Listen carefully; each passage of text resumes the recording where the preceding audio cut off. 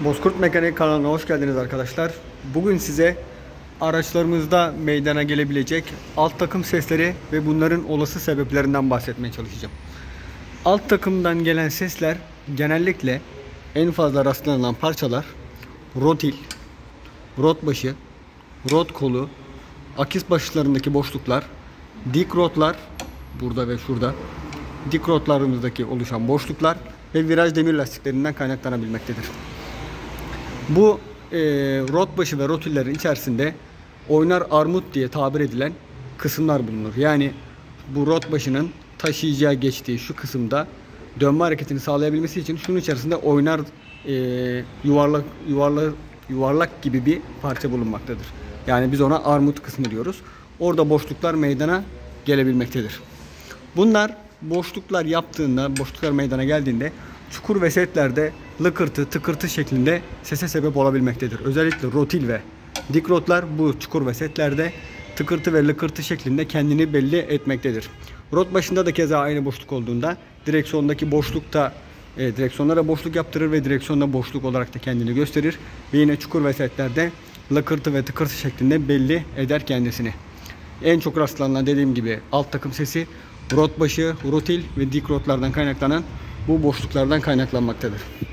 Bir diğer ses olarak gacırtı sesi olaraktan kendini gösteren viraj demir lastiklerinden gelen sesler vardır. Bunlar genellikle artık onlar kuruduğunda ve görevini yitirdiğinde yüzeysel çatlaklar oluşur viraj demir lastiklerinde ve sertleşir, yapısını kaybeder. Oradaki boşluğundan dolayı gacırdamaya başlar ve onlar da değişmesi gerektiğini bu şekilde belli eder. Bu araçta da hemen şurada viraj demiri yer alıyor ve şurada da viraj demir lastiklerini gözümüze çarpıyor. Bunlar genellikle ıslak havada sesi keser çünkü orası ıslandığında bir nevi yağlama vazifesi görür oradaki su ve sesi keser, ama kuruduğunda tekrardan gacırtı sesi devam eder.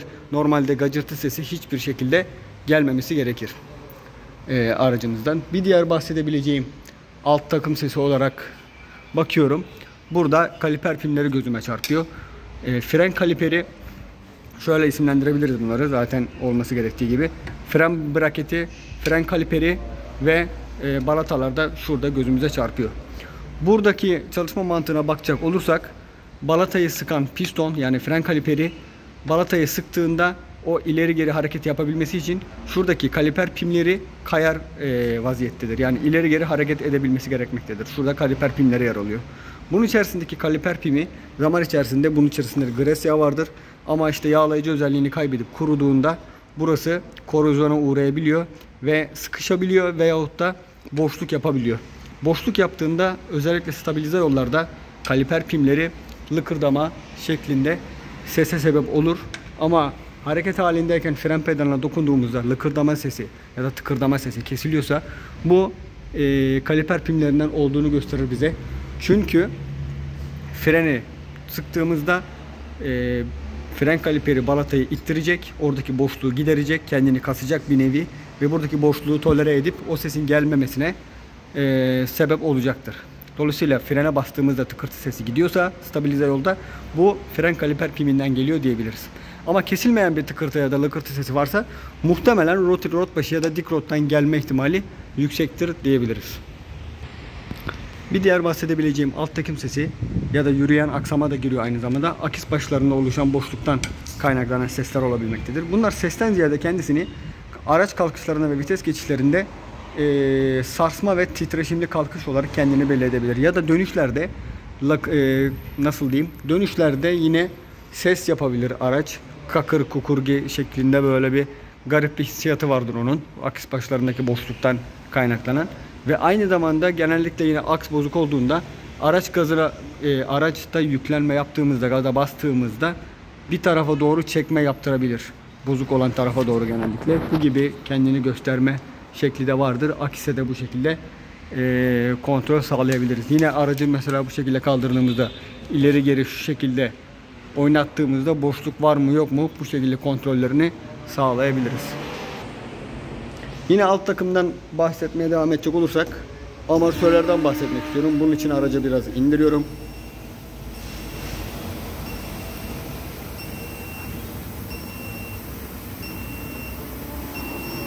Şimdi burada amortisörün görevine kısaca değinmem gerekirse, amortisörün görevi esasında bu darbeyi emen yayın darbeyi emdikten sonra daha doğrusu birden fazla yaylanmasını önlemesidir. Yani setten ya da çukurdan geçtiğinde tekerlek bir defa o darbeyi absorbe görevini yapar. Ondan sonra salınım yapmayı bırakır araç. Bunu amortisör sayesinde sağlıyor araç. Eğer amortisör olmasaydı yay o setten geçmesiyle beraber aracın ya da çukurdan geçmesiyle yaylanmaya devam ederdi. Bir müddet daha yaylanırdı. Konforsuz bir sürüş deneyimi sunardı bize. Ama amortisör sayesinde bu yaylanma hareketinin bir defa olması sağlanıyor. Amortisörün en bariz bozulduğunu gösteren emare burada içerisindeki yağın dışarı çıkmasıdır ve amortisörde yağlanma görülmesidir. Amortisörler bu şekilde patlak olduğunu bize belli etmektedir. Aynı şekilde aracı yere indirdiğimizde üstten çamurluk kısmından bastırdığımızda mesela araca yaylanma hareketini gözlemleyebiliriz. Eğer birden fazla böyle beşik gibi bir sallanma söz konusuysa işte o zaman amortisör yerine görevini getiremiyordur. Ve yaylanma hareketi birden fazla oluyorsa bu da amortisörün görevini dediğim gibi yerine getiremediği anlamına gelir. Yine direksiyonu sağa sola çevirdiğimizde tıkırtı ya da boşluk gibi şeyler olduğunda amortisör kule bilyalarının, takozlarının kontrol edilmesine fayda var. Amortisör kule bilyaları da boşluk yaptığında kendini nasıl gösterir? Özellikle frene bastığımızda o ivmenin durdurulması ya da aracın gaza basılıp hızlanma esnasında ivmenin gelmesiyle beraber bu amortisör kulesi ileri geri gezme yapabilir. Bu da boşluk olarak yine kendini gösterebilir. Veya dediğim gibi direksiyonu sağa sola çevirdiğimizde lıkırtı ya da hırıltı şeklinde boşluk yapmış olabilir, kuruluk yapmış olabilir. Aynı zamanda amortisör kule bilyası kuruduğunda onun da bazı araçlarda mesela Honda modellerinde sökülüp yağlanması ve buradaki kuruluğun giderilmesi söz konusu olacaktır.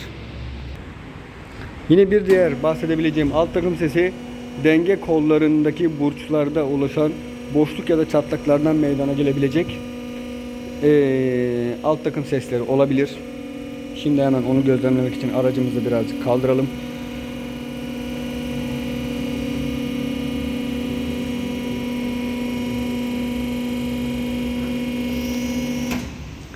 Evet, burada salıncağımızın traverse bağlandığı yerde şu kısımda ve şu kısımda burçlarımız yer almaktadır.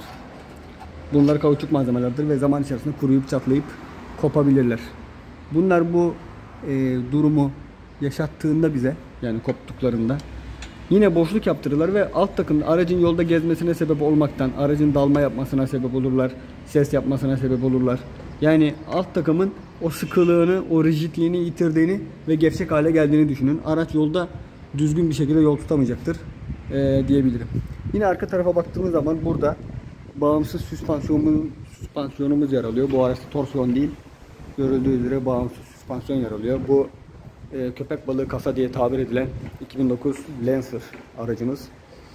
Burada da yine denge burçlarının arka traverse geçtiği yerde burçlar yer alıyor. Bu burçlarda da yine kopukluk meydana gelmesi halinde yine keza şurada, şu kısımda ve şu kısımlarda aynı şekilde araç yol tutuşunu yitirecektir. Seslere sebep olacaktır. Lakırtı lukurtu şeklinde. Bakın burada arka viraj demir lastikleri ve dikrotlar da yine kendini gösteriyor. Bunlar da aynı şekilde bu sefer arkadan gelen seslere sebep olacaktır. Bu gibi alt takım problemleri kendini gösterecektir. Umarım bu bilgiler işinize yarar. Kanala abone olup beğeni bırakmayı unutmazsanız sevinirim. İyi sürüşler ve iyi seyirler dilerim.